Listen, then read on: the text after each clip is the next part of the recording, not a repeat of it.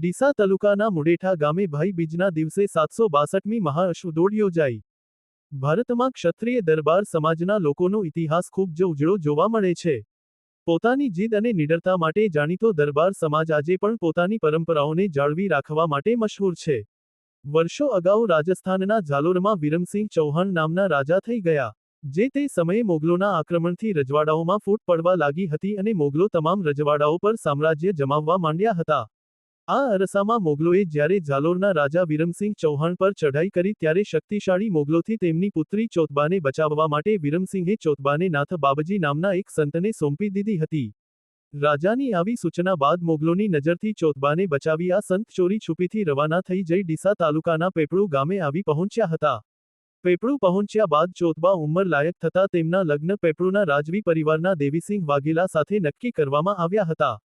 પરંતુ રાજસ્થાનથી લાવેલા ચોતબાને કોઈ ભાઈ ન હોવાથી રાજપૂત કુળની દીકરીનું કન્યાદાન રાજપૂત ભાઈઓ દ્વારા જ કરવામાં આવે તેવી માન્યતાને લઈ પેપળુ ગામની નજીકમાં જ આવેલા મુડેઠા ગામના રાઠોડ પરિવારના ભાઈઓ આગળ આવ્યા હતા અને ચોતબાના ભાઈ બનીને કન્યાદાન કર્યું હતું, જે પરંપરા આજે પણ મુડેઠા ગામના રાઠોડ પરિવારના લોકો ભાઈબીજના દિવસે નિભાવી રહ્યા છે।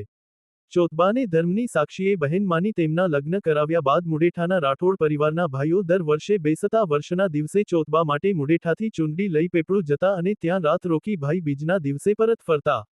તે સમયે મોગલોના આતંકથી બચવા માટે મુડેઠાના રાઠોડ પરિવારના ભાઈઓ બખ્તર ધારણ કરીને જતા હતા, જે બખ્તર આજે પણ હયાત છે અને આ પરંપરાને પણ રાઠોડ ભાઈઓએ 762 વર્ષથી જાળવી રાખી છે। પોતાની પરંપરા સાચવવા માટે મશહૂર રાઠોડ પરિવારના સભ્યો આજે પણ મુડેઠા ગામેથી બેસતા વર્ષના દિવસે ચૂંદડી લઈ ચોતબાને ઓઢાડવા જાય છે અને જે બાદ મુડેઠા ગામ ખાતે ભાઈબીજના દિવસે પહોંચી અને અશ્વદોડમાં પહોંચે છે। લાખોની જનમતની વચ્ચે બખ્તર ધારણ કરી પહોંચે છે। આ પરંપરા 762 વર્ષથી ચાલી આવે છે।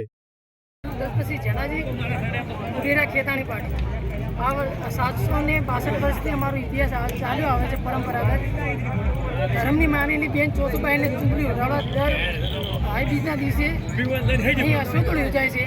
રાતે અમે બેને ઉડાડવા ચૂંટણી જઈએ છીએ। આ સાલે